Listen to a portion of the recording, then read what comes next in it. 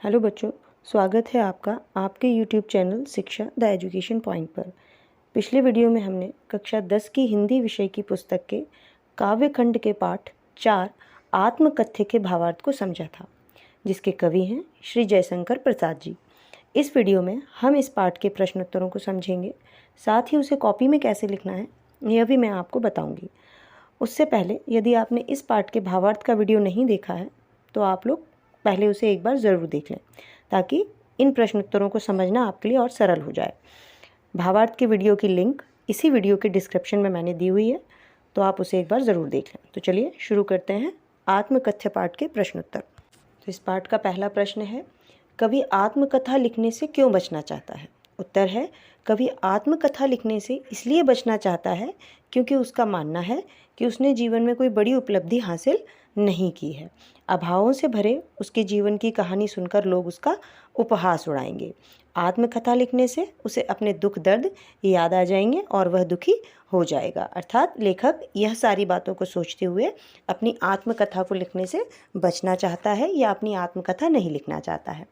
प्रश्न 2 है, आत्मकथा सुनाने के संदर्भ में अभी समय भी नहीं, कवि ऐसा क्यों कहता है? तो अभी समय भी नहीं कहने से कवि का आशय यह है कि कवि अपनी तकलीफ़ों को बड़े प्रयासों से भुला पाया है। जब कवि अपनी आत्मकथा को सुनाएगा या लिखेगा तो उसके वो घाव फिर से हरे हो जाएंगे।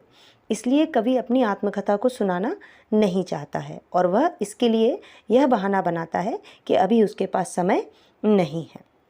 प्रश्न 3 है, स्मृति को पाथेय बनाने से कवि का क्या आशय है?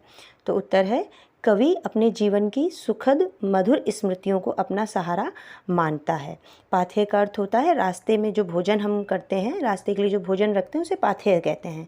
तो ये जीवन भी एक यात्रा के समान है। तो कवि कहते हैं कि वो जीवन की सुखद और मधुर स्मृतियों को अपना सहारा मानते हैं। वह उन्हीं यादों के आधार पर अपने जीवन को जी रहे हैं, अतः वह अपने जीवन पथ में स्मृतियों को ही पाथेय मानकर चलते हैं।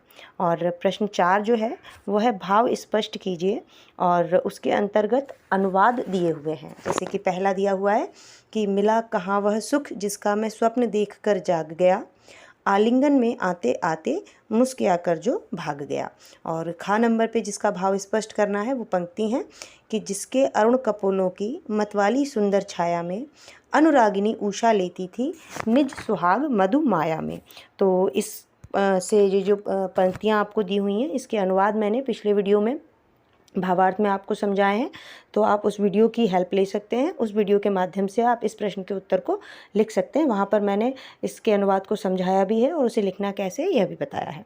तो अगला प्रश्न लेते हैं कि प्रश्न 5 है, उज्ज्वल गाथा कैसे गाऊं मधुर चांदनी रातों की कथन के माध्यम से कवि क्या कहना चाहता है? तो उत्तर है इसका कि कवि ने जो समय अपनी प्रेयसी पत्नी के साथ बिताया है उसे वह उज्ज्वल गाथा कह रहा है। अर्थात वह उसके जीवन का सबसे सुंदर समय था। उन मधुर चांदनी रातों की यादें कवि के जीवन का सहारा हैं। वह उन बातों को सबके सामने प्रकट नहीं करना चाहता है। वह कवि के निजी जीवन की बातें हैं, इसलिए कवि क्या कह देता है कि वह उज्ज्वल गाथा थी मेरे जीवन की, उसे कैसे गाऊं, उन मधुर चांदनी रातों को मैं सबके सामने जाहिर नहीं करना चाहता, सबसे शेयर नहीं करना चाहता। इसके बाद प्रश्न क्रमांक 6 है कि आत्मकथ्य कविता की काव्य भाषा की विशेषताएं उदाहरण सहित लिखिए। अर्थात जो कवि हैं उन्होंने जो आत्मकथ्य कविता लिखी है उसमें भाषा की क्या विशेषताएं हैं? तो आत्मकथ्य कविता की भाषांतर्गत विशेषताएं जो हैं उसमें पहला पॉइंट है, कवि ने नए प्रतीकात्मक शब्दों का प्रयोग किया है। दूसरा है, खड़ी बोली के शुद्ध रूप का वर्णन भी इस कविता की भाषा के अंतर्गत मिलता है। यहाँ पर काव्य भाषा की तीसरी विशेषता है कि अलंकारों का इसमें सहज प्रयोग किया गया है। चौथा है कि प्रकृति का मानवीकरण का बहुत ही सुंदर प्रदर्शन इसमें कवि ने किया गया है। और 5वां पॉइंट है, पाठकों के हृदय को भावनाओं से भर देने वाली यह कविता है। यानी कि यहाँ पर जो पाठक हैं, इस कविता को पढ़ने वाले लोग हैं, कवि ने इसे इतनी सुंदरता से लिखा है कि जब पाठक इसे पढ़ते हैं तो उनके हृदय में वह भावनाएं भर जाती हैं। अगला प्रश्न है प्रश्न नंबर 7, कवि ने सुख का जो स्वप्न देखा था उसे कविता में किस रूप में वह अभिव्यक्त करते हैं? तो उत्तर है, कवि ने जो सुख का स्वप्न देखा था जो सपने जीवन के लिए देखे थे वह यह थे कि वह अपनी प्रेयसी के साथ जीवन जी सके, उसके साथ को आजीवन प्राप्त कर सके, परंतु उसका स्वप्न साकार नहीं हो सका और कवि का सपना टूट गया। अर्थात इस कविता में बताया गया है कि जो कवि हैं उनकी जो पत्नी थी वह युवा अवस्था में ही उनकी मृत्यु हो जाती है। अर्थात जो कवि का सपना था कि वह अपनी प्रेयसी के साथ, अपनी पत्नी के साथ आजीवन प्रेम पूर्वक रह सके, उनका वह सपना टूट गया। अगला प्रश्न है प्रश्न क्रमांक 8, जो कि रचना और अभिव्यक्ति विषय के अंतर्गत पॉइंट के अंतर्गत आता है। तो प्रश्न 8 है, इस कविता के माध्यम से प्रसाद जी के व्यक्तित्व की जो झलक मिलती है उसे अपने शब्दों में लिखिए। तो उत्तर है, इस कविता के माध्यम से प्रसाद जी के व्यक्तित्व की जो झलक हमें देखने को मिली वह कुछ इस प्रकार है कि पहला, कवि बड़े ही सरल स्वभाव के हैं। वे यह नहीं मानते कि उन्होंने जीवन में कुछ विशेष किया है। हालांकि वे बहुत ही बड़े स्तर के कवि हैं, लेकिन उसके बाद भी जयशंकर प्रसाद जी ये मानते हैं कि उन्होंने अभी तक जीवन में कुछ ऐसा हासिल नहीं किया है जिसे कि वह अपनी आत्मकथा में लिख सकें। अगला पॉइंट है, वे विनम्र हैं। बड़ी विनम्रता से उन्होंने अपनी आत्मकथा लिखने से मना कर दिया, यानी कि अपने मित्रों को वो बड़ी ही सरलता और विनम्रता के साथ मना कर देते हैं कि उनके पास ऐसा कुछ भी नहीं है जिसे सबके सामने रखा जाए, और विनम्रता से वह इस बात के लिए उन्हें मना कर देते हैं। तीसरा है, कवि अंतर्मुखी हैं। वे अपने निजी जीवन के क्षणों को सार्वजनिक नहीं करना चाहते हैं। हमने देखा है कि सामाजिक जीवन में कई लोग ऐसे होते हैं कि वो अपनी पर्सनल बातों को भी सबको पकड़ पकड़ कर बताते हैं, और उन जो कहना चाहिए निजी जीवन की भी बहुत बातें होती हैं उसको एक्सपोज करना चाहते हैं। आजकल तो सोशल मीडिया का ज़माना है, तो लोग फेसबुक पर, इंस्टा पर अपनी व्यक्तिगत बातों को भी बताना चाहते हैं। लेकिन यहाँ पर कवि की विशेषता क्या बताइए कि वे अंतर्मुखी हैं। वे अपने निजी जीवन के क्षणों को किसी को भी बताना नहीं चाहते, सार्वजनिक करना नहीं चाहते हैं, इसलिए वे अपनी आत्मकथा नहीं लिखना चाहते हैं।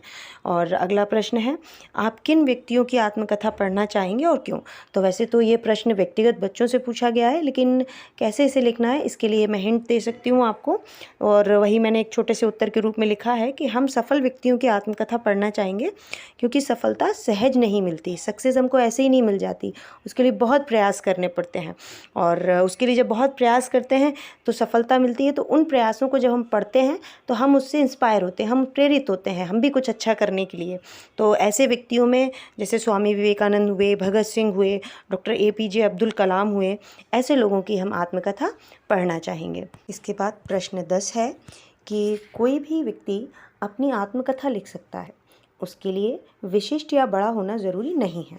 हरियाणा राज्य के गुड़गांव में घरेलू सहायिका के रूप में काम करने वाली बेबी हालदार की आत्मकथा आलो अंधारी बहुतों द्वारा सराही गई। आत्मकथात्मक शैली में अपने बारे में कुछ लिखिए। तो यहाँ पर एक उदाहरण दिया हुआ है कि हरियाणा राज्य में कोई एक महिला है जो घरेलू कामकाज करती है, और उनका नाम है बेबी हालदार, और उन्होंने अपनी आत्मकथा आलो अंधारी के रूप में लिखी। टाइटल उसका आलो अंधारी था। तो यहाँ पर आपसे बोला जा रहा है कि आप भी आत्मकथात्मक शैली में अपने बारे में कुछ लिखिए, अपने जीवन के बारे में लिखना है। तो ये प्रश्न आप रचना और अभिव्यक्ति के अंतर्गत है, तो इसे आपको स्वयं करने का प्रयास करना है। तो यहाँ हमारे इस आत्मकथ्य पाठ के प्रश्नोत्तर पूर्ण हुए। आशा करती हूँ कि आपको प्रश्नों के उत्तर समझ आ गए होंगे। आप सब इस वीडियो को और बच्चों से भी शेयर करें ताकि उनकी भी मदद आप कर सकते हैं। थैंक यू बच्चों।